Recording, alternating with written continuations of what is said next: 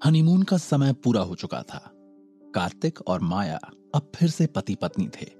श्वेत रक्त वाली लड़कियों को वापस खाली हाथ पहुंचाने के बाद दोनों ने अपनी आम जिंदगी शुरू कर दी थी। माया अपना ऑफिस संभालने में लगी हुई थी और कार्तिक तैयारी कर रहा था अपनी शक्ति को एक नई ऊंचाई तक पहुंचाने की। काल दानव और विनाश का खतरा अभी भी दुनिया पर मंडरा रहा था। किसी भी वक्त वे अपना सही मौका देखकर सारी दुनिया को खतरे में डाल सकते थे। उनसे पिछली लड़ाई में कार्तिक की बुरी तरह हार हुई थी और वो फिर से वही जोखिम नहीं उठा सकता था। कार्तिक ने कठिन साधना और अभ्यास को शक्तिशाली बनाने का काम शुरू कर दिया था। माया की जिंदगी में जैसे कार्तिक से शादी करने के बाद हर कमी पूरी हो गई थी। उसे लगता था कि उसे जिंदगी में जो भी चाहिए था वो सब कुछ उसे मिल गया है। लेकिन कहते हैं कि खुशी हो या दुख, वो बहुत ज्यादा देर समय के पानी के बहाव के आगे नहीं ठहरता। इच्छाएं, जरूरतें और कुछ अलग करने की जिद इंसान को हमेशा किसी ना किसी रूप में असंतोष दे ही जाती हैं। माया के साथ भी कुछ ऐसा ही था। जैसे ही वो अपने पुराने कामों में वापस लौटी और कार्तिक अपनी साधना में जुट गया, वैसे ही उसे एहसास होने लगा था कि कार्तिक को पाने के अलावा तो उसकी जिंदगी में सब कुछ पहले जैसा ही था। हाँ, वो कार्तिक को पाकर खुश थी, लेकिन उसका खुद का जीवन किसी ऐसे मुकाम तक नहीं पहुंचा था जहां वो जाना चाहती थी। ऑफिस का काम पहले की तरह ही चल रहा था। माया को हमेशा से लोगों के दुख दर्द देखकर उनके लिए कुछ करने की इच्छा थी, जिसका वो अब कुछ नहीं कर पाती थी। जब भी वो कभी सड़क से गुजरते हुए या किसी और मौके पर किसी को लाचार या परेशान देखती, तो उसके मन में आता कि वो ऐसा कुछ करे जिससे उसकी जिंदगी को बेहतर बनाया जा सके।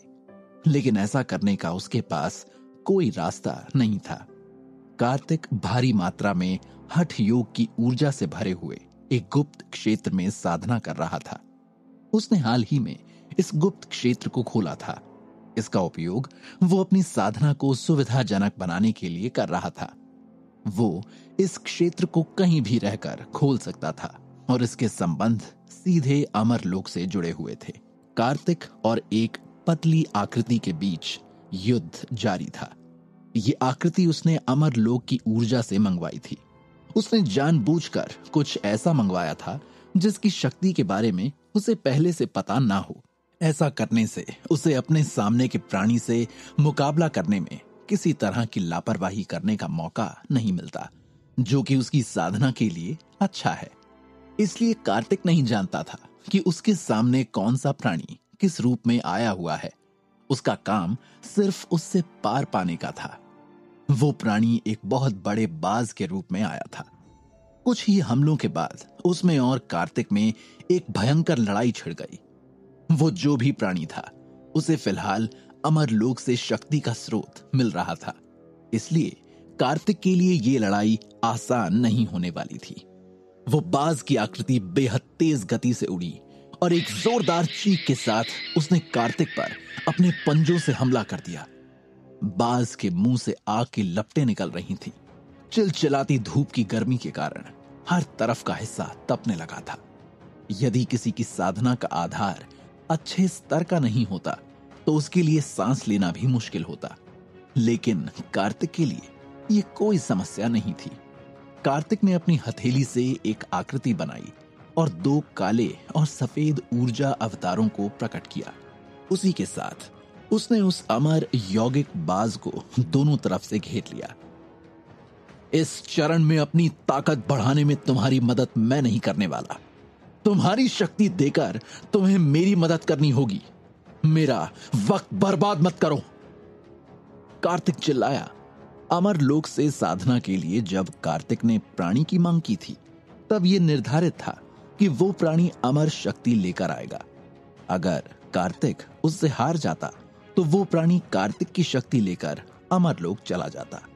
कार्तिक को उससे जीतकर उससे अमर लोक की वो शक्ति लेनी थी जिसके लिए वो साधना कर रहा था।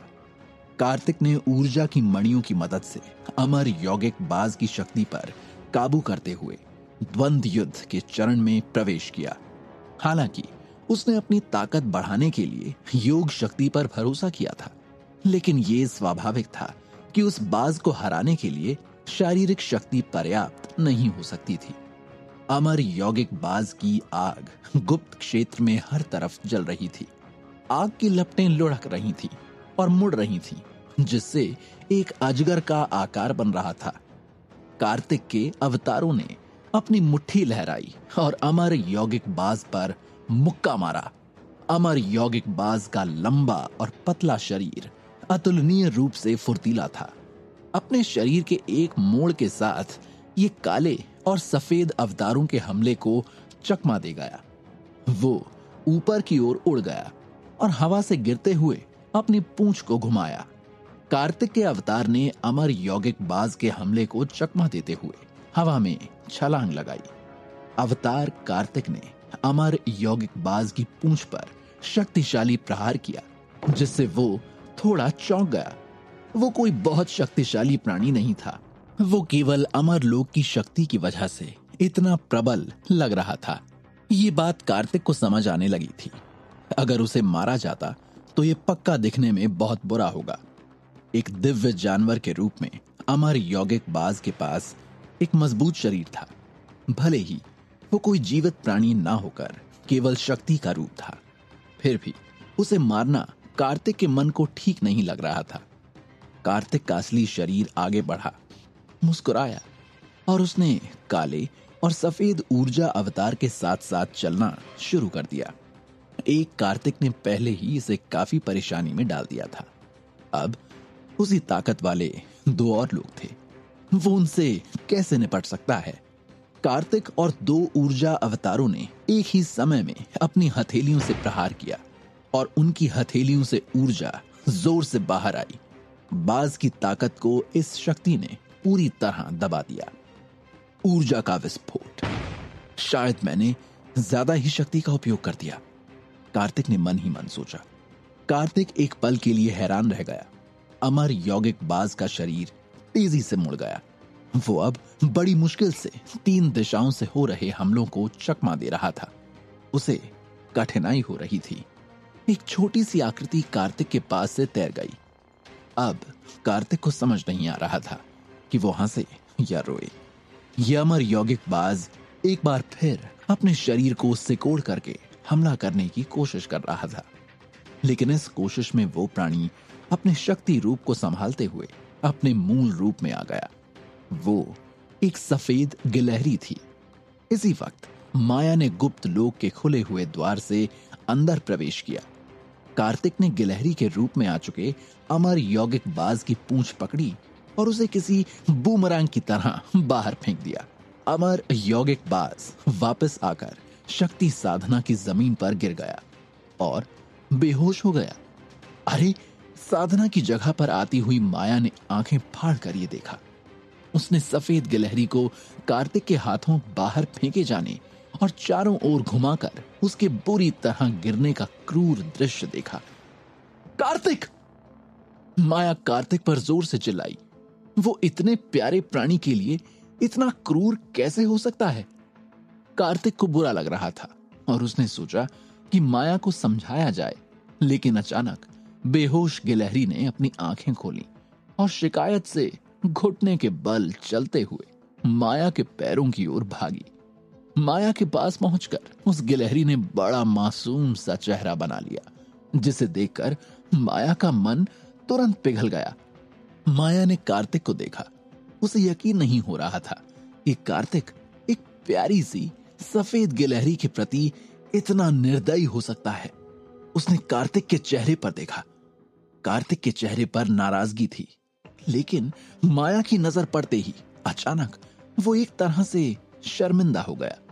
ये देखकर माया को और भी बुरा लगा। उसे लगा जैसे माया के सामने आने पर कार्तिक अचानक से अपने चेहरे के भाव बदल रहा है, जबकि उससे पहले जिस तरह से उस सफेद गिलहरी के साथ व्यवहार कर रहा था वो बहुत ही क्रूरता से भरा हुआ था। उसे लगा कार्तिक के 2 चेहरे हैं। कार्तिक, आखिर तुम एक इतने प्यारे प्राणी के साथ इतनी बेरहमी से कैसे पेश आ सकते हो? क्या तुमने उसके चेहरे को देखा है? देखो, इसकी क्या हालत हो रही है। माया ने कहा। अब कार्तिक को समझ नहीं आ रहा था कि वो क्या कहे। एक जरा सी बेवजह की बात को लेकर माया और उसके बीच में दूरियां बढ़ गई थीं। माया उससे इस तरह से व्यवहार कर रही थी जैसे उसे जानती ही नहीं। इसी बीच कार्तिक ने एक बात पर ध्यान दिया था कि जब माया उसे सफेद गिलहरी के साथ बुरा बर्ताव करने के लिए डांट रही थी तो माया के चेहरे पर भी एक अलग तरह की क्रूरता थी। भले ही उसकी ये नाराजगी एक अच्छे काम के लिए थी और वो सफेद गिलहरी का भला चाहती थी, लेकिन जिस तरह से उसने कार्तिक से बात की थी उसमें एक बहुत ही तीखा अंदाज था। ये कुछ ऐसी चीज थी जो माया के स्वभाव में पहले कभी नहीं थी। कार्तिक ने पिछले काफी समय से इस चीज का असर देखा था। ये सब माया के स्वभाव से काफी अलग था। कार्तिक अभी तक यही मानकर चल रहा था कि ये सारी बातें इसलिए हो रही हैं क्योंकि माया के ऊपर उसके ऑफिस का दबाव है और भी बहुत सारी जिम्मेदारियां हैं जिनसे वो प्रभावित हो रही है। इसके अलावा एक दूसरे से दूर रहने और अभी तक शादी ना होने की वजह भी हो सकती थी, लेकिन अब इन सब बातों को खत्म हो जाना चाहिए था। पर अब भी माया के बर्ताव में इस तरह की नाराजगी और एक तरह की अजीब क्रूरता का असर लग रहा था जिससे कार्तिक हैरान था। फिलहाल तो बात कुछ और ही थी। अभी मुद्दा माया की क्रूरता का नहीं बल्कि कार्तिक पर आरोप था कि कार्तिक बहुत क्रूर है और उसने सफेद गिलहरी के साथ बहुत गलत किया है। क्या कार्तिक के प्रति बदलते नजरिए से कार्तिक और माया में फिर से दूरियां आ जाएंगी? क्या हो रहा है माया को? क्या कारण है उसके बदले हुए बर्ताव के पीछे? जानने के लिए सुनते रहिए पॉकेट एफएम पर कैप्टन कार्तिक की कहानी का अगला भाग।